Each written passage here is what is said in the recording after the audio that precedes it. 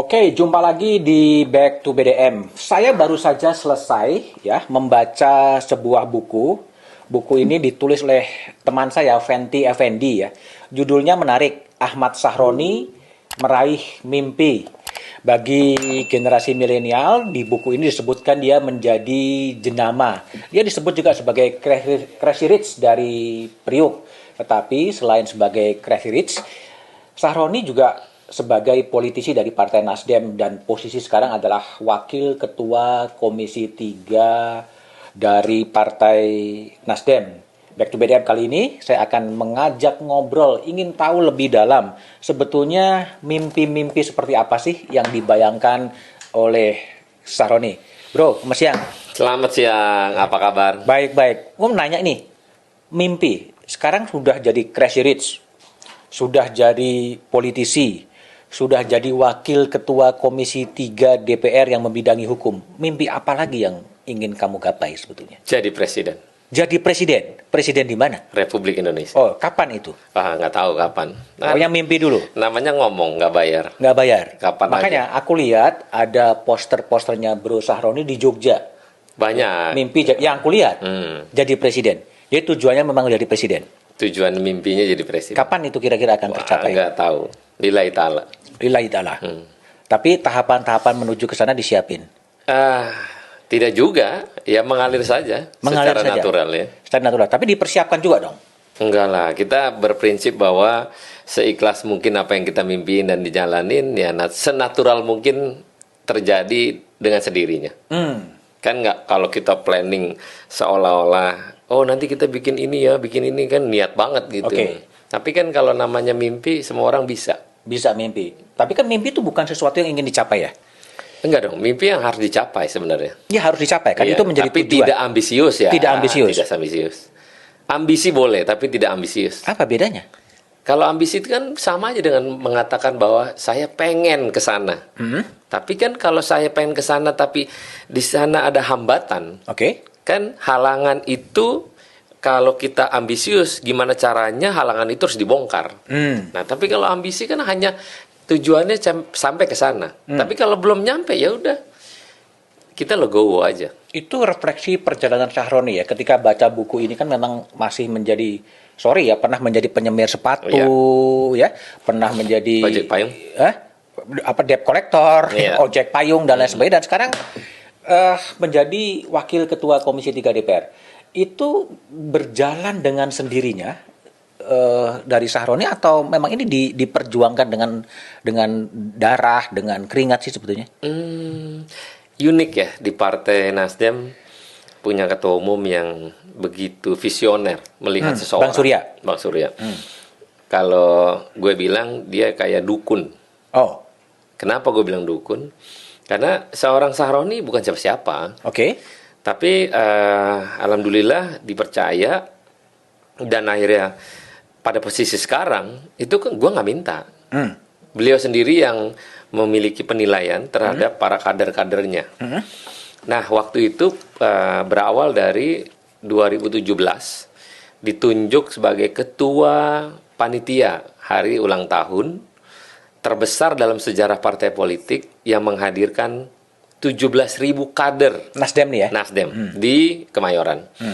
Nah itu juga tidak diperkirakan bahwa saya mau jadi ketua panitia, enggak. Jadi cerita lucu yang terjadi waktu itu pulang haji.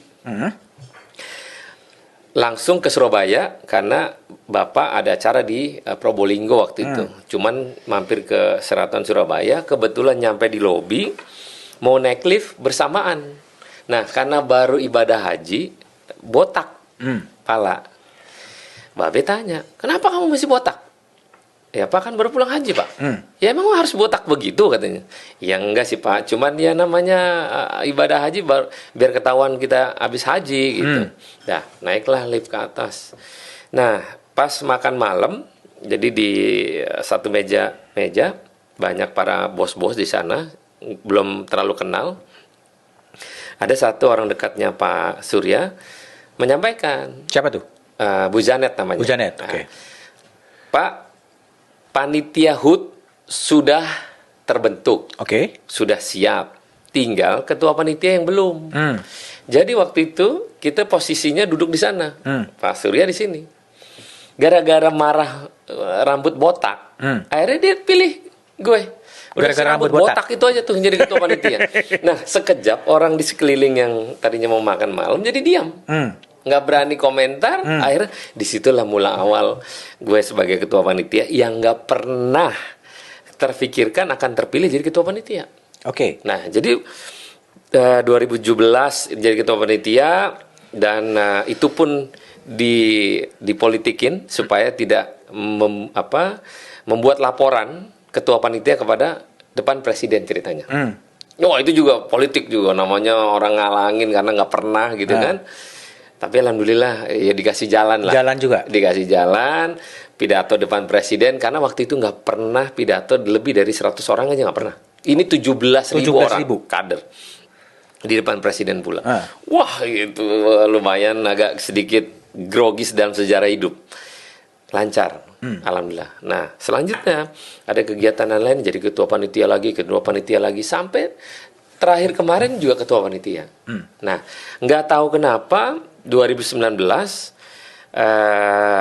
2014 gue udah jadi ketua DPW sebenarnya. DPW Nasdem. Nah, DPW Nasdem di Jakarta selama 6 bulan. Dan definitif 3 bulan kemudian dipecat. Oh, dipecat? Dipecat. Nggak tahu kenapa, tahun dipecat aja. Nah, 2015 sampai 2017 gue di dalam internal partai seolah-olah dimusuhin. Ya, fitnah banyak lah, inilah segala macam. Tapi 2017 awal waktu itu fitnah nggak terbukti, 2016 awal nggak terbukti, gue pindah ke Komisi 3 dari Komisi 11. Nah maka itulah proses perjalanan selama setahun. 2017 dipilih jadi ketua panitia. Setelah itu gue nggak pernah ada jabatan. Tahu-tahu 2019 dipilih langsung jadi bendahara umum tanpa memanggil gue. Tanpa memanggil? Tanpa memanggil. 2019 sampai sekarang berarti ya? Sampai sekarang. Masih bendum itu? Bendahara umum. Kenapa ditunjuk sebagai bendum? I don't know. Mungkin karena mungkin karena Crazy Rich itu ya? 4-5 kali jadi. Mungkin kan di sini kan sebut Crazy Rich Tanjung Priok. Nggak juga. Entah kenapa, pokoknya Babe melihat pandangan yang berbeda terhadap gue dan gue menganggap itu sebagai acuan dan menjaga diri agar kepercayaannya tidak pudar. Nah, sampai hari ini gue jaga. Bendum parpol itu kerjanya apa sih? Ya pasti ya otomatis pekerjaan kegiatan di setiap wilayah atau kegiatan DPP sendiri kan itu kan uang dalam artian dapat dari negara untuk diolah menjadi kegiatan partai politik. Cukup ya? Kurang.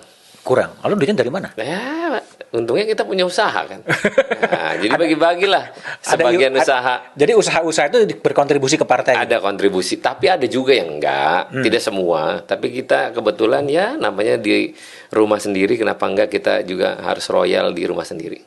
Oke. Tidak dipaksa. Dan tidak pernah diminta, tapi inisiatif sendiri. Oke. Kalau kemudian melanjutkan mimpi, ini 24 ini kan udah mulai rame lagi. Sahroni akan nyalek lagi atau? Nyalek lagi. Nyalek. Aku dengar katanya mau nyagup juga. Ya itu nantilah.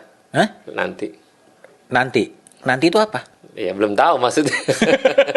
Karena belum ada surat kertas. Harus cagup gitu belum ada. Belum. Ya tapi yang udah pasti nyalek dulu ya. Pasti nyalek. Nyalek dulu bahwa kan kita nyalek dulu baru pilgubnya November gitu. Pilgubnya November. Ya. Nanti kalau udah terpilih sebagai legislator ada peluang untuk nyagup. Ya, itu bisa memungkinkan.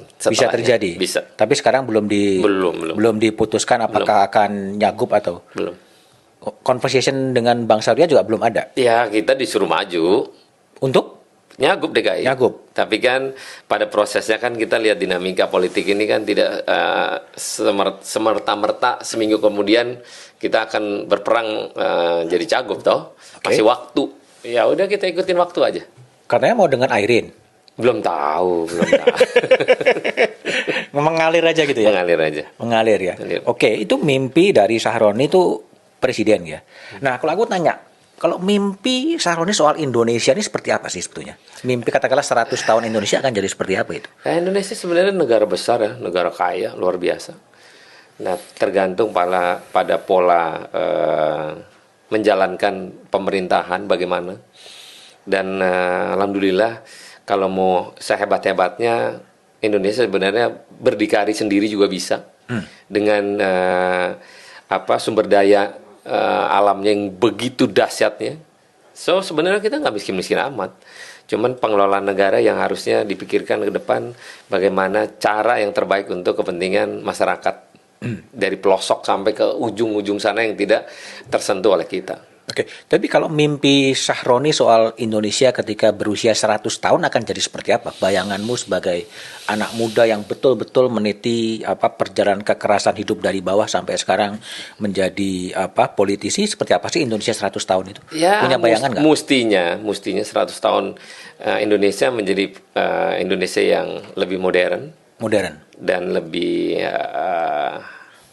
lebih keren dengan segala situasinya. Yang terpenting adalah bagaimana masyarakat yang belum kita sentuh dia dapat tersentuh dengan mudah dan memadai fasilitas negara yang sedemikian kayanya ini. Itu 100 tahun kemudian kita berharap semua orang menikmati fasilitas apa yang dimiliki oleh negara kita. Optimis itu bisa tercapai. Optimis bisa. Optimis bisa tercapai. Bisa. Tapi kalau refleksi dari Syahroni soal sebetulnya akar yang menjadi problem Indonesia ini tidak maju begitu pesat itu sebenarnya apa? Ya karena orang-orangnya berpikir pendek. Berpikir pendek dan selalu tidak memandang langkah ke depan. Jadi flashbacknya selalu memflashback orang-orang yang memang banyak kekurangan dan kita tidak melangkah maju. Nah, bagaimana kita menerapkan langkah maju ke depan adalah berpikirlah secara rasional, berpositif thinking. Agar pemikiran-pemikiran untuk mengembangkan di Indonesia ini menjadi lebih baik, itu langkahnya ke depan. Bayangin, negara tetangga misalnya, itu kan pikirannya udah ke depan, udah lebih panjang. Jangan kita akhirnya ribut aja di antara kita. Nah, cara politik kita juga menaruh hanya banyak kebencian.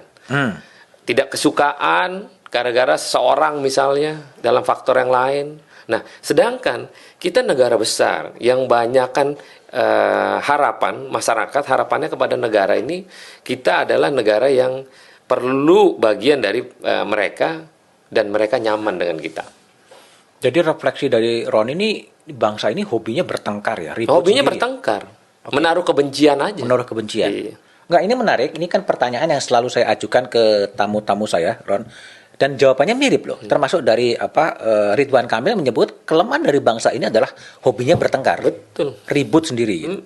Jadi dan buat apa akhirnya ribut, cuma ribut. Orang negara lain mikirin langkah bagaimana ke depan 5 tahun, 10 tahun, langkah tercepat kita apa. Dan menjadi satu dalam rangkaian untuk memproklamirkan bangsa ini ke depan, langkahnya apa aja, kan kenapa nggak kita bisa duduk? Jangan akhirnya menghujat si A, menghujat si B. Oh, si A nggak benar, si B nggak benar. Emang negara ini semuanya benar? Belum tentu benar kok. Pasti banyak kekurangan. Dan nggak ada yang sempurna kan? Dan tidak ada yang sempurna, dimanapun di dunia. Tapi minimal kita punya upaya, bahwa upaya untuk duduk bersama, membangun bangsa ini yang moderat, orang yang kayak kita-kita yang lebih penting berpikirnya secara besar, kan orang bawah belum tentu pikirannya sama. Nah, karena itulah orang-orang yang moderat ini berpikir untuk kepentingan bangsa ini lebih baik ke depan agar masyarakatnya penuh dengan kenyamanan. Orang yang hobinya bertengkar atau bangsa Indonesia yang hobinya bertengkar memang dari dulu gitu? Ya karena dilahirkan selalu maunya berantem. Dilahirkan maunya berantem? Iya, selalu maunya berantem, membenci seseorang. Bawaan bayi gitu? Bukan bawaan. Kan jadi kacau nih negara, harusnya baik-baik.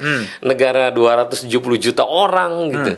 Kalau di atasnya selalu ribut, ya bagaimana? Kita dalam rumah tangga aja kalau suami istri ribut kan anak ngelihat, loh ini papa mama ribut aja. Ya kan bagaimana pandangannya? Tapi kalau kita baik-baik aja, kalaupun ribut kita dalam satu kamar, kita bicara misalnya gitu. Sama negara juga, semua partai politik kalau duduk bersama dengan kepentingan yang sama-sama, kepentingan bangsa Indonesia yang diutamakan, lebih utama adalah bagaimana mengutamakan masyarakatnya yang lebih nyaman. Itu lebih hebat sebenarnya. Tapi kenapa nggak bisa duduk bersama? Ya karena ego maunya benci seseorang atau benci pada kelompok yang lain. Ya ego tadi. Merasa juga pengen dia adalah bagian dari orang yang paling kuat atau paling hebat misalnya. Nah ini kan harus dimunculkan pada pemikiran-pemikiran tokoh yang hebat. Tokoh-tokoh senior kita ini kan orang-orang besar. Oke. Nah, kalau yang tokoh besarnya aja sering ribut, bagaimana yang muda-muda yang kita sekarang ini menjalani regenerasi masa depan, pimpinan masa depan ini kan kita-kita. Gitu. Ini menarik ya, artinya figur tokoh itu menjadi penting. Kalau di Amerika kan ada presidential club. Semua mantan-mantan presiden itu duduk dalam sebuah klub yang kemudian membahas urusan-urusan yang bernegara, termasuk ketika dia menjalankan pemerintahan. Mengapa di Indonesia presiden klub ini nggak bisa ada ya? Nggak bisa ketemu bahkan. 17 Agustus selalu ada yang nggak datang dan lain sebagainya. Ya itu karena diawali dengan permusuhan. Kebencian personal dibawa untuk kepentingan kelompok. Kan nggak bagus. Ya dikala bernegara, memimpin negara, ya soliditasnya adalah kepentingan negara. Nah, sosok ini keterbukaan dengan ego, keterbukaan yang luas, di kita belum ada. Dan budaya kita, tidak ada budaya mundur. Budayanya dipecat. Nggak ada budaya mundur. Nggak ada budaya mundur. Bagaimana kita kalau akhirnya budaya mundur aja nggak ada, bagaimana budaya kebersamaan itu ada? Oke, makanya presiden sebelumnya nanti ada event ini nggak mau datang, ini nggak mau datang, ya karena kebencian aja yang dipikirin, sayang kan, Ego-ego personal ya? iya. Coba kalau urusan negara udah kita datang, semua orang masyarakat menonton bahwa para tokoh-tokoh negara ini kebersamaannya luar biasa, kalaupun ribut ya normal lah, namanya juga pandangan yang selalu tidak sama. Prinsipnya pun tidak sama, tapi kalau dalam urusan negara kenapa nggak satu suara gitu maksudnya? Itu pandangan saya. Iya, makanya pandangannya kan pandangan Roni yang generasi penerus ya, generasi kedua. Tapi kan faktanya kan seperti Pak SBY, Ibu Mega kan jarang bisa ketemu juga sebetulnya. Untuk mendudukan bersama perlulah orang tengah yang tepat. Dan orang tengah yang tepat itu yang nggak ada sekarang. Ya itu dia, yang belum ada. Yang belum ada. Yang belum ada. Itu juga kita kehilangan orang-orang jangkar di tengah yang bisa merangkul semuanya ya. Ya makanya kalau di Amerika kan orang mediator itu adalah dilindungi undang-undang. Nah di kita kan enggak, orang tengah dijadiin sebagai pelobi tingkat tengah yang tidak dilindungi dalam undang-undang. Jadi sekarang kita perlu orang tengah untuk dalam beberapa aspek dari kanan dengan kiri untuk mensamakan persepsi. Betulnya orang tengah adalah untuk menselaraskan pikiran. Nah, bagaimana menselaraskan pikiran? Kalau akhirnya mereka tidak ketemu, ya itu tadi butuhnya orang tengah. Oke. Cara memikirkan, ya lobby-lobby lah. Ya, jadi yang dibangun itu seharusnya jembatan bukan tembok ya. Bukan, harus jembatan. Harus jembatan yang dibangun ya. Pelintas yang memudahkan untuk perjalanan yang sulit. Nah, sekarang siapa orang yang bisa memerankan peran sebagai jembatan mengkomunikasikan antara A dan B? Saya sebagai seorang sosok muda belum ada. Belum ada. Dan itu kehilangan besar bagi bangsa ini ya. Iya. Di tengah bangsa ini yang hobinya berantem gitu. Oke, tapi kalau idola atau benchmark dari Syahroni soal tokoh di negeri ini atau di luar negeri siapa sih sebetulnya? Yang paling mengilhami, yang paling memberikan inspirasi bagi pemikiran-pemikiran atau derap politik dari Syahroni siapa? Tokoh luar negeri, gue suka Obama. Oke, kenapa? Orang yang bijak, nggak pernah mengedepankan amarah di publik, baik secara Amerika atau secara internasional, cara ngomongnya dapat mudah dimengerti. Mungkin yang tadi gue bilang bahwa di dalam internalnya mungkin banyak bergejolak, tapi kan di ruang publik harusnya melihatkan bahwa rangkaian apa yang dibicarakan nuansanya kedamaian. Ya itu yang belum ada di kita. Nah, kita masing-masing tokoh partai politik memiliki peran masing-masing dengan egonya masing-masing. Nah, pada persamaannya, duduknya mereka hanya pada posisi antara sudah menang dan kalah. Kalau sudah menang baru bisa duduk. Kalau pada saat sebelum menang tidak ada duduk bersama dan selalu mengedepankan strategi dengan strateginya masing-masing. Tapi minimal ada langkah di mana mereka tidak melihatkan ke publik atas kebencian kepada seseorang misalnya atau kelompok. Itu lebih indah mestinya di Indonesia. Padahal tidak harus menang kalah, bisa juga dua-duanya menang ya. Bisa dua-duanya menang dan akhirnya dua-duanya bisa Dua-duanya menang pada pokok pada ujungnya. Iya, dua-duanya bertanding dan kemudian bersanding. Gitu. Yes. Itu yang menjadi kelihatan demokrasi Indonesia sebenarnya. Itu Obama di luar negeri. Kalau di dalam negeri yang menjadi tokoh idola dari Sahroni siapa sebenarnya? Walaupun bukan membanggakan, Iya. bukan membanggakan, tapi seorang Surya Paloh adalah tokoh senior yang Bisa menjadi payung sebenarnya. menjadi panutan karena udah 9 tahun kenal dengan beliau. Cara pandang politik, cara pandang keleluasaan berpikir secara luas, Pak Surya adalah orang yang memang menjadi tokoh negara yang patut menjadi panutan kita semua tentunya. Cara mereka berpikir, cara pandangan Pak Surya untuk negara ada, untuk kelompoknya ada. Jadi tidak mengedepankan egonya sendiri. Pak Surya adalah orang yang mengayomi dan berpikir secara luas, pandangan-pandangan, bagaimana pendekatan politik, bagaimana pendekatan secara personal, bagaimana pandangan di luar daripada internal misalnya, itu luar biasa. Harusnya Pak Surya beyond dari political party ya. Mestinya adalah jadi orang penengah.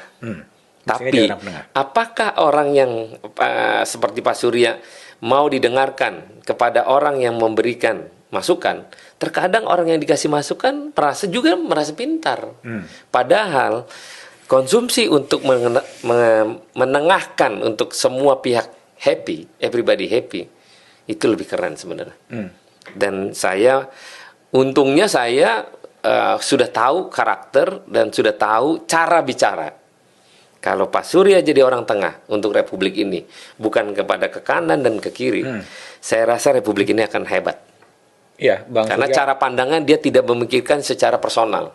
Dia memikirkan bagaimana negara ini mengedepankan kepentingan negara untuk kepentingan masyarakat luas. Itu. Ini model-model seperti Bang Taufik Kimas ya, yang menjadi payung gitu dulu ya, almarhum. Iya, itu persis. Cara pandangnya melihat pada sosok bagaimana caranya, nggak usah ribut, nggak perlu berpikir sempit misalnya. Oke lah, kita berpikir memang tidak pada tujuan yang sama, tapi hayu kita sama-sama misalnya gitu. Itu kan satu contoh. Dan selama ini saya diajarin demikian. Tidak mengedepankan ego dan amarah. Bagaimana cara komunikasi agar masing-masing pihak saling menerima apa kekurangan. Oke. Kalau negara atau bangsa yang menjadi benchmarkingnya Sahroni, negara mana? Selain Indonesia. Sebenarnya Cina itu luar biasa. Dari sikap dengan kegigihannya untuk maju, dia lebih cepat daripada negara lain. Dia kalau ngomong nyontek misalnya gitu ya, tapi nyonteknya pasti. Ya. Jangan cuma nyontek nggak ada kepastian, tapi ini nyontek idenya malah melebihi dari kita yang dilihat misalnya sama dia. Ini contoh bagaimana berkembang biak Cina begitu hebatnya sampai sekarang. Karena faktor ideologinya dia bisa berkembang begitu. Atau memang Indonesia susah menjadi begitu karena terlalu demokratis ya? Indonesia sebenarnya kalau di zaman Pak Harto dulu kan demokrasi secara tertutup, tidak terbuka. Itu sebenarnya lebih baik. Lebih baik daripada sekarang demokrasi terbuka, kebablasan. Seenak-enaknya orang. Sekarang udah kebablasan. Kebablasan udah. Seenak-enaknya udah. Jadi yang susah itu adalah DPR selalu merubah undang-undang dengan era modern, dengan langkah mereka perlakuan di masyarakat. Dihujat. Presiden lah dihujat, menteri lah dihujat, segala macam. Akhirnya jadi demokrasinya kebablasan. Better kayak dulu, demokrasi tertutup, orang nyaman. Cina juga begitu, demokrasi tertutup. Kenapa? Untuk supaya tidak kebablasan. Toh negaranya yang diuntungkan bukan orang-orangnya gitu. Kebablasannya di mana kalau menurut Sahroni? Iya seenaknya, ngomong seenaknya, mengeluarkan pendapat seenaknya. Nanti kalau dihalangin melanggar hak asasi manusia, seolah-olah melarang untuk meluapkan kebebasan berpendapat. Boleh-boleh aja, tapi ada area di mana kalau kita mengkritik atau kita memberikan satu masukan tidak dalam kebencian. Nah ini kan sekarang enggak. Kritik tidak ada lagi. Bagaimana caranya benci? Benci. Benci dan benci dan benci. Oke. Dan bila perlu melakukan karakter assassination. Nah, kalau di ruang publiknya nggak kedapetan, dia pakai ruang yang lain. Menyewa dengan alasan yang lain. Atau mempergunakan orang-orang dengan narasi kebencian-kebencian untuk menghujat seseorang. Nah, ini republik ini mau sampai kapan? Kalau akhirnya semua orang digunain untuk merusak negaranya sendiri. Kan gila ini. Ini termasuk itu ya, Instagram yang menyinggung Bro Roni ya, yang disebut-sebut oleh seorang di Instagram yang menyebutkan Anda terkait dengan terima uang dari kasus Bakamla itu. Ya, iya, jadi gini, ada orang-orang membenci kita, tidak bisa langsung head to head, dia menyampaikan hal-hal melalui orang lain. Dan dia akuin bahwa saya terima rilisnya. Siapa yang memberikan rilis? Saya tidak ingin kasih tahu, tapi izin, mohon maaf atas rilis itu, saya ditegur oleh Pemret. Dari itu berita yang dari beritanya. Nah, saya menyampaikan itu lagi ke publik supaya publik mengetahui. Saya ini orang yang terbuka, tidak selalu merta bahwa kita dijelekin, terus akhirnya saya mengutip diri untuk ngumpet. Saya nggak mau. Saya sampaikan itu lagi ke publik. Supaya rangkaian cerita tentang apa yang menjadi isu waktu itu 2020, itu kan saya udah dipanggil ke KPK. Menerima uang dari Merial Esa. Benar. Saya sudah sampaikan bahwa saya terima uang. Di rekeningnya pun masih saya simpan. Sebelum saya jadi anggota DPR. Nah, kalau swasta murni nerima uang apa nggak boleh? Boleh. Bisnis kok, bisnis to bisnis. Nah, tapi dalam hal ini kebencian seseorang kepada kita, dalam hal ruang publik, dia tidak mengkonfirmasi kembali. Pokoknya cari kesalahan Sahroni, lempar itu di media. Kan jelek. Itu lawan politik Anda, berarti? Pasti lawan politik. Cuma bagaimana lawan politik? Saya juga ada hal terkait kepada pandangan politisi-politisi lah. Kalau memang dia tidak pantas untuk bicara di ruang publik, saya akan kritik, saya akan sampaikan. Tapi penyampaian bukan hal kebencian, tapi ini menyatakan fakta. Contoh misalnya, ada seseorang yang mengatakan bahwa the next president adalah misalnya dari mana, misalnya gitu. Ini kan rasis. Itu yang saya sampaikan, bahwa tidak semerta-merta Anda menyebutkan hal terkait selanjutnya, kan nggak boleh. Itu harus secara umum. Yang diserang gagasannya kan? Gagasannya, bukan orangnya ya? Bukan orangnya. Tapi kan orang berpandangan bahwa lu sebel sama si ini. Bukan sebel karena gagasannya. Itu yang kita protes. Semua orang berhak melakukan kampanye dan ingin menjadi presiden. Orang kita aja pengen jadi presiden. Masa gue ngalangin orang lain? Masa gue ngalangin orang lain gitu kan? Ini keterbukaan. Iya. Tapi jangan akhirnya demokrasi itu mencaci maki orang, membenci orang dengan menyewa orang lain. Gara-gara punya duit. Loh, saya punya duit aja nggak pernah mau begituin orang. Santai aja udah. Yang penting kita jangan pernah zolimin orang lain gitu. Lalu ngoreksinya gimana, Bro? Ngoreksi demokrasi yang sudah disebut kebablasan seperti itu? Ya harus karena demokrasinya udah kebablasan lama, maka gaspol terus ya. Semua pihak harus bersama-sama berpikir duduk bersama lagi, mengatur ini sedemikian rupa agar tidak lagi semau-maunya. Ini nggak anak SMA menghujat, membenci orang, nggak kenal. Makanya itu tadi caption Instagram gue tadi pagi, menghujat orang nggak berkah. Itu tanda bahwa kita jangan semena-mena mentang-mentang punya duit, seenaknya juga nyewa orang, dan orang yang disewa mau lagi. Ya memang karena pendapatannya begitu gitu. Aduh, kacau gitu. Itu ngomong Instagram, Bro Roni merespon sendiri atau respon sendiri? Ini kan gue pegang sendiri. Pegang sendiri semua. Sendiri. Baik di IG maupun itu pegang. Twitter sama IG gue pegang sendiri. Pegang sendiri. Enggak ada pakai admin. Enggak ada. Dan berapa lama bertahan di bisa mantengin IG, bandingin apa? Enggak lah, paling kalau lagi iseng, ada ini setengah jam lihat. Kalau ada yang agak sedikit nyeleneh, tapi alhamdulillah para netizen di Instagram gue orangnya cukup relevan lah. Berpikir yang baik, dan dia selalu inovatif. Tapi ada pihak yang memang disewa untuk menghujat gue. Ada juga. Terkadang kalau gue lihat cuma 0 gitu, followernya itu langsung gue blok. Itu kalau gue simple. Pasti disewa itu. Iya, harus disewa. Oke. Aku pindah ke posisi Roni sebagai wakil ketua Komisi 3 DPR. Ini kan saya baca dan juga dengar ya kasusnya Sambo itu. Anda udah kenal lama ya dengan Sambo? Lama. Zaman dulu Kudus Cafe. Kudus Cafe, Sultan. Dulu masih duduknya rapi orang masih tingkatan bawah lah ya. Zaman Kompol itu waktu itu. Kompol ya. Terus sekarang bisa menjadi begini, apa yang Anda sebenarnya refleksikan? luar biasa ya, Sambo punya karir yang bagus, kecakapannya cukup gitu. Tapi kan kadang orang dalam posisi kekuasaan dipegang pada penguasa yang tepat lupa.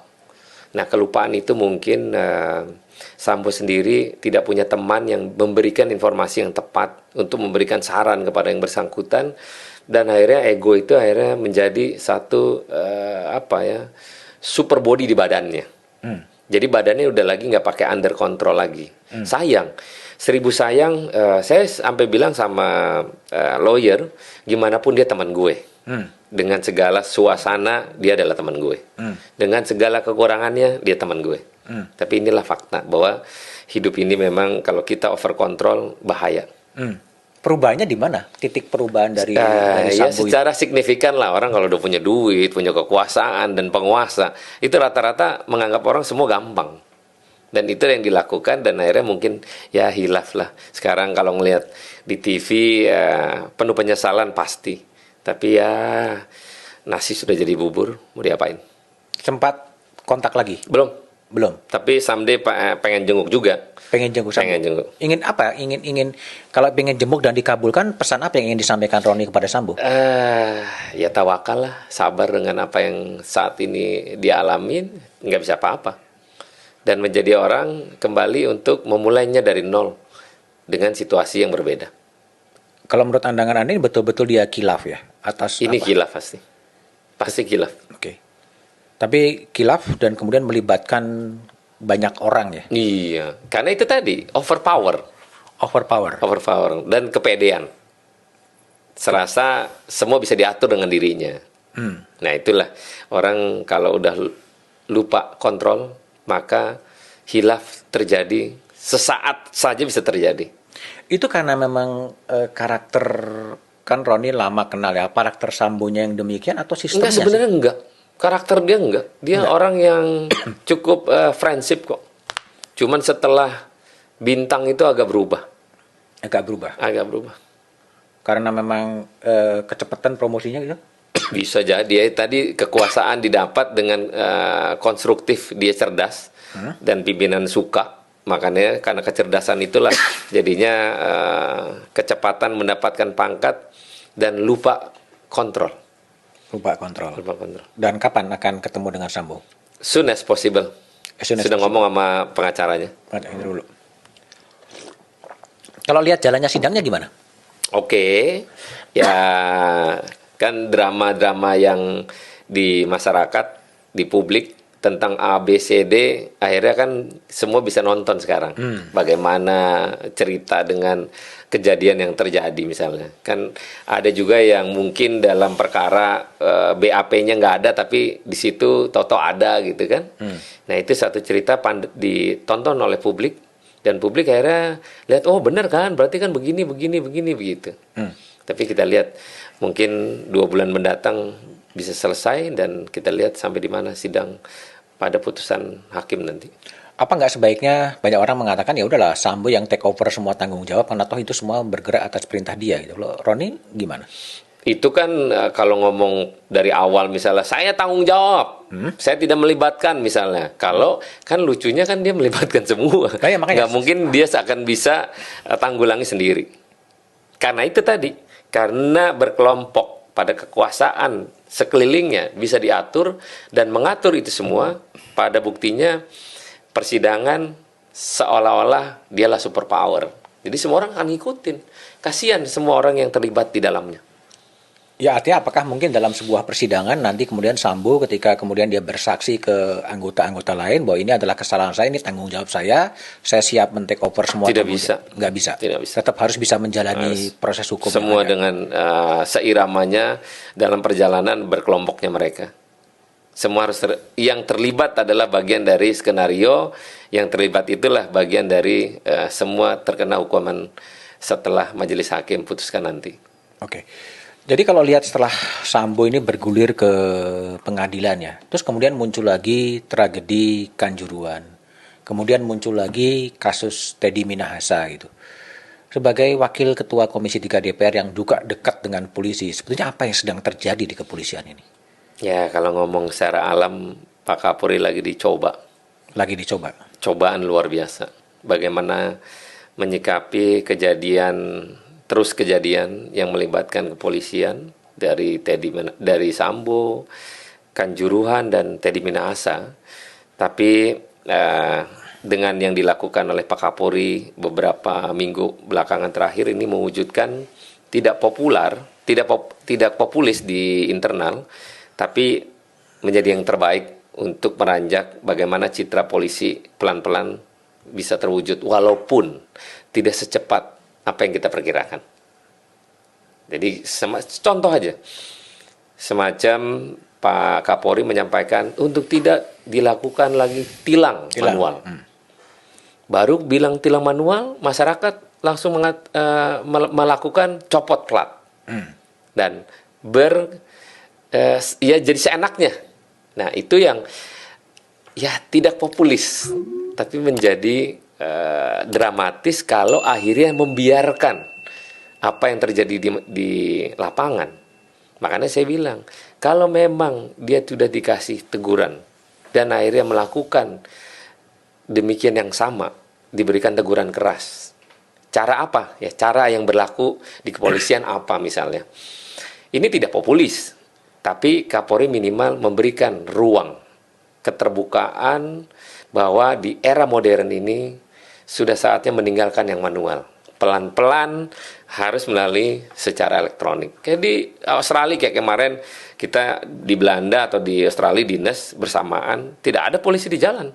Semua by elektronik. Nah itu, tapi harus didukung dengan satu data. Di luaran udah satu data. Kalau di kita kan enggak, KTP-nya di mana, namanya di mana. Nah itu yang harus didukung adalah satu data. Oke. Tapi kalau yang terjadi ini tadi kan memang sedang dicoba ya. Tapi kalau dari sisi yang lebih rasional ini memang apa yang sedang terjadi? Seperti ketika Presiden mengumpulkan sejumlah perwira-perwira kepolisian di istana, tiba-tiba diumumkan Teddy Minahasa terlibat dalam jaringan narkotika gitu. Ini semata-mata koinsidensi, kebetulan atau memang? Ini kebetulan kok. Kebetulan. Yang lucunya kebetulan itu di dalam rangka pertemuan dengan Pak Presiden. Ini semua kebetulan. Jadi kebetulan juga rangkaian penindakan narkoba di Polda Metro itu kan memang agak kenceng. Itu kebetulan kawan saya tuh, Fadil. Direktur Mukti. Itu memang kenceng dia. Dan Kapolda Metro sendiri orangnya super gila juga.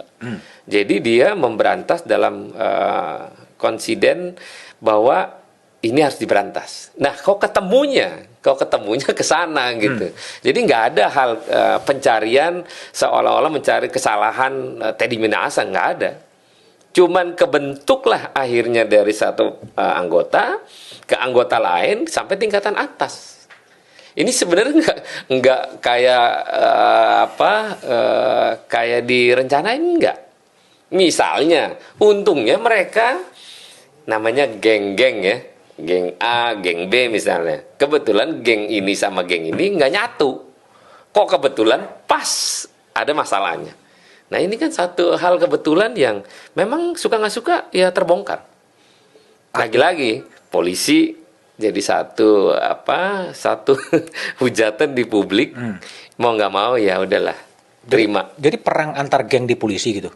Enggak, bukan antar geng antar polisi, tapi memang mereka kan ya maklum lah. Kan kelompok A ruang lingkupnya satu kelurahan misalnya temanannya ini doang. Oh yang ini temanannya ini doang gitu. Bukan seolah-olah jadi geng ribut, enggak. Tapi memang bergeng pada posisi yang rangkulan mereka beda-beda. Kebetulan ini tidak sama, tidak seirama gitu. Tapi bukan semacam ada orang menyebutkannya perang bintang gitu. Ya, perang bintang kan waktu 303. Kalau yang Teddy Minahasa kan bukan perang bintang. Ya, Beda. 303 lawan narkotika gitu. Iya, enggak. Kita nggak akan bisa menghilangkan narkotika dan 303 dari zaman dulu. Nggak akan bisa. Nggak akan bisa. Nggak akan pernah hilang di republik dimanapun di dunia. Narkoba, judi, nggak akan pernah hilang. Kenapa? Cuman bagaimana Mengurangi. kalau yang judi online ini, saya ngomong waktu kunjungan ke Polda Sumut, apakah judi online ini bisa dijadikan satu regulasi undang-undang oleh negara untuk bisa menghasilkan pendapatan negara? Bagaimana caranya? Nah, duduk para stakeholder. Ini kan kita baru ngomongin judi disahkan, ribut. Jubah putih. Wah, begini, begini. Lah, negara tetangga melegalkan judi untuk pendapatannya. Yang boleh hanya masuk adalah orang luar. Orang kita jangan masuk. Nah, itu kan satu pendapatan dan nggak bisa dihindari kok. Misalnya judi online sekarang, 1000 website di remove misalnya, dihilangin. 10.000 datang masuk. Buat lagi. Itu nggak bisa dihilangin. Nah, sekarang bagaimana regulasi itu muncul? Untuk menjadi bagian dari pendapatan negara. Orang kita nggak boleh ikutan dalam perjudian di dalamnya. Orang luar kayak Singapura. Orang Singapura nggak boleh masuk. Hanya orang luar aja, orang asing. Itu boleh dipikirin gitu. Tapi kalau setelah dalam kasus Sambo muncul konsorsium 303 itu menurut Roni memang ada atau gimana? Ya, pasti ada. Cuman sekarang sudah hilang. Sekarang udah hilang. Udah nggak ada. Tenggelam dulu gitu. Tenggelam. Yang Dalam konteks untuk pembersihan secara total. Baik permainan narkoba, permainan judi online. Ya, istilah kata pemutihan lah. Pemutihan. Supaya semua orang yang terlibat bermain di sana stop. Dan memulai sesuatu Tapi yang mau menyetopnya sampai kapan? Nah, kita lihat. Dalam fungsi pengawasan, semua bereaktif, tetap mengawasi. Ada pernah ada DM, Pak, ini ada perjudian lagi Pak di sini Pak. Kita suruh cek, ternyata enggak. Itu banyak isu-isu yang akhirnya seolah-olah dibenarkan. Kan kita harus ngecek ulang. Sejauh mana pembenaran informasi yang dikasih oleh media sosial. Jadi sekarang ini lagi ada proses purifikasi gitu ya, pemurnian atau pemutihan semuanya. Makanya Pak Kapolri memberikan perintah yang sangat jelas, ngerem mendadak untuk tidak pungli, tilang manual misalnya. Nah, sekarang lagi ada upaya untuk meringankan buku BPKB dijadikan pakai kartu. Itu kan keren. Jadi orang nggak perlu pakai ngabisin buku misalnya gitu. Ini kan teknologi.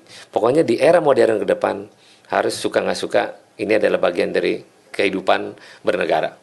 Ya, karena banyak orang yang kemudian berspekulasi gitu ketika Niko Afinta dicopot sebagai Polda Jatim, kemudian ditariklah Teddy Minahasa sebagai Kapolda Jatim. Pada saat itu juga kemudian ditangkap gara-gara urusan narkotika, sehingga orang mengatakan ini adalah bagian dari rivalitas atau persaingan bintang-bintang para jenderal di kepolisian. Enggak lah, ya, kebetulan memang momennya pas dalam kondisi yang sekarang. Jadi orang menilainya langsung, wah ini rivalitas nih antara judi online dengan narkoba misalnya. Enggak lah, kan dari dulu udah ada narkoba ya, judi ada. Termasuk ketika dipanggil presiden itu loh yang agak agak tragis sih. Agak tragis sih. Cuman kan apakah situasional ini akan diprediksi? Enggak. Presiden juga nggak tahu pasti. Makanya Pak Kapolri menyampaikan itu setelah pertemuan sama presiden sorenya. Saya tweet itu siang hari itu di pesawat menuju Dubai. Yang soal TM. Soal TM. Saya bilang untuk Pak Kapolri menindak tegas siapapun yang terlibat. Nah, gitu. Jadi Bung Sahroni dapat banyak info-info dari dalam juga dong. Ketika TM muncul kan pertama kali menjadi berita dari Sahroni itu. Mendapat informasi pasti, tapi kan tidak spesifik. Dan kita memberikan satu semangat bahwa Pak Kapolri juga harus perlu dukungan dari kita untuk menjadi sosok seorang pemimpin yang tegas. Jangan akhirnya nanti tidak tegas, tuntutan masyarakat kan banyak, apalagi kita pengen Pak Kapolri ini tegas. walaupun tidak populis dengan aturan yang dia buat sekarang ini, mudah-mudahan pelan-pelan bisa naik citranya, walaupun tidak secepat Tidak mungkin. secepat yang dibayangkan ya. Tapi kalau ada juga pandangan kemarin Saurip Kadi ya, Saurip Kadi itu Purnawirawan Jenderal TNI Angkatan Darat yang menulis di Kompas. Artinya berbagai kisruh di kepolisian itu memang mengharuskan lahirnya semacam dia menyebut sebagai Perpu Keamanan Nasional yang melakukan reposisi terhadap posisi kepolisian tidak lagi berada di bawah presiden. Bung Saroni gimana meresponnya? Jangan disamain ya antara TNI dengan Polri misalnya. Kalau TNI kan gagasan dalam perencanaan sistem keuangan alutsistanya kan dia masing-masing UO beda-beda dan dialokasiin dalam satu kementerian pertahanan. Kalau polisi directly kan langsung, tidak dalam kondisi seperti TNI dengan 3 bagian. Dan ini langsung berhadapan dengan Pak Presiden, polisi sendiri. Kalau ada lembaga, satu kementerian yang membawa kepolisian, buang-buang duit. Ya kementerian dibuat asasnya masalah anggaran lagi. Sedangkan posisi anggaran yang harusnya memang diproduktivitaskan kepada kepolisian lebih meluas. Nah, ini adalah rangkaian gimana caranya kalau ada kementerian itu bukan makin ringan untuk mengawasinya, makin ribet. Kenapa? Bertumpuk dia di situ. Nah, sekarang bagaimana caranya kepolisian ini menjadi independen dalam berpikir program apa yang dilakukan oleh kepentingan masyarakat. Apa aja yang dilakukan, misalnya seperti kayak narkoba. Kan direktur narkoba nih, ada lembaga BNN misalnya. Ya kenapa nggak dilebur jadi satu? Nggak perlu lagi ada narkoba di dalamnya, tapi dilebur jadi satu, perangkatnya, komandonya adalah langsung kepada Pak Kapolri atau kepada Pak Presiden, lembaganya. Ini nggak terpisah. Anggaran narkoba di Mabes, anggaran pencegahan di BNN misalnya, ini kan terpisah. Nah, ini aja jadi rumit. Nanti kalau ada kementerian di polisi, ntar BNN ada lagi lembaga yang lain di atasnya. Nanti susah. Jadi kita berpikir secara rasional aja. Kalaupun ada kekurangan pasti, tapi minimal memperbaiki kekurangan di dalam lembaganya. Apa yang menjadi pengawasan dalam lembaga yang ada? Kayak kita, kan kita ngawasin kepolisian, gampang toh. Kalau ada hal-hal terkait dengan apa yang menjadi dinamika dan kekurangannya, kita bisa perbaiki. Jadi nggak usah ada kementerian lagi. Nanti ada kementerian, misalnya ada usulan kementerian dalam negeri, ngaco lagi nanti. Loh, kementerian di sini kementeriannya hukum dan HAM misalnya, di sini kementerian dalam negerinya ada di Komisi 2. Jadi nggak matching gitu. Begitu. Nggak matching. Jadi tidak perlulah penempatkan kepolisian di bawah Kemendagri. Nggak perlu. Tetap bahwa ada butuh pengawasan. Pasti. Seperti Kompolnas itu kan kelihatan juga semacam menjadi jubirnya kepolisian juga. Ya itu akhirnya menjadi jubir kepolisian, tapi pada paradigma tentang apa yang terjadi di internal kepolisian. Nah kalau pada saat lagi rame, ya keluarlah menyampaikan hal terkait. Ada bagusnya juga untuk keluar, karena kalau enggak kan kita juga bingung Kompolnas posisinya di mana nih. Gitu. Pertanyaan terakhir saya, Bro. Ini soal Komisi 3 DPR yang kemudian memecat dalam tanda petik Hakim Konstitusi Aswanto. Bu Roni ada di situ ketika pengambilan keputusan? Enggak ada, itu kan keputusan pimpinan DPR. Ya di Komisi 3 kan? Pimpinan DPR. Di Komisi 3 menerima keputusannya. Diputuskannya di DPR? Di pimpinan DPR.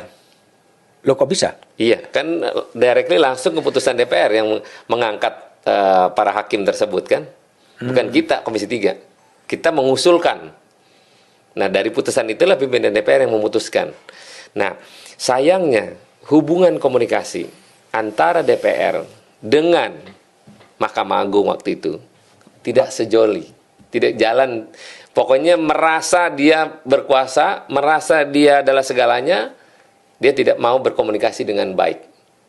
Karena merasa tidak mau diawasi. Yes. Itu problemnya. Dan kita ini kan di negara ini perlunya komunikasi untuk sesuatu hal di mana ada kekurangan sebelum menyampaikan ke publik. DPR kan bisa ngelakuin apa aja dengan kekuasaannya. Tapi sebelum itu terjadi, kenapa nggak kita duduk sama-sama untuk melakukan komunikasi lebih intens. Apa yang menjadi kekurangan atau protes dalam ruang lingkup kecil misalnya, itu kan bisa dilakukan. Dan akhirnya respon terhadap pemecatan itu akhirnya wah dengan opini yang berbeda-beda. Tapi kan kita udah jelasin dengan dasar dalih yang kuat. Dan Pak Presiden tahu kok apa yang terjadi. Gitu. Kalau Bro Roni lihat ya, sekarang posisi Hakim Agung yang ditangkap KPK dan kemudian kamar-kamar dari Hakim Agung pun kemudian disegel oleh KPK gitu. Apa ya sebenarnya terjadi di dunia peradilan kita ini? Ya sedih sih. Kan perwakilan Tuhan sebenarnya. Ini wakil Tuhan kan? Wakil Tuhan. Cuman semoga ini pertama dan terakhir. Dan kita nggak mau terjadi hal kayak kemarin. Dan ini menjadi pelajaran bagi Mahkamah Agung dan Hakim Agung untuk serius mengawasi anggotanya dengan seksama. Maka itu tadi perlunya komunikasi yang intens agar apa yang terjadi, apa yang menjadi kekurangan untuk bisa dibahas bersama-sama. Ya masalahnya kan Mahkamah Agung nggak ada yang ngawasin juga kan? Nah itu dia. Makanya saya minta waktu itu KPK mengawasi langsung. Mengusulkan KPK menjadi pengawas Mahkamah Agung dan Hakim Agung. Komisi Yudisial juga kewenangannya dipangkas. Jadi nggak ada yang mengawasi. Betul. Sehingga terjadilah kasus seperti Hakim Agung Sudrajat gitu. Kita udah pernah ngomong tuh 3 bulan lalu mengusulkan bahwa pengawasan langsung kepada Hakim Agung adalah KPK. Itu lebih bagus. Lebih bagus ya. Lebih bagus. Oke, thank you Bro Sahroni. Jadi teman-teman itulah obrolan saya dengan Ahmad Sahroni ya. Bagi teman-teman yang mau melihat bagaimana kiprah dari Crazy Rich Priok, bisa dibaca nih buku Ahmad Sahroni Meraih Mimpi. Lebih dalam mimpinya tadi saya obrolkan dengan Sahroni.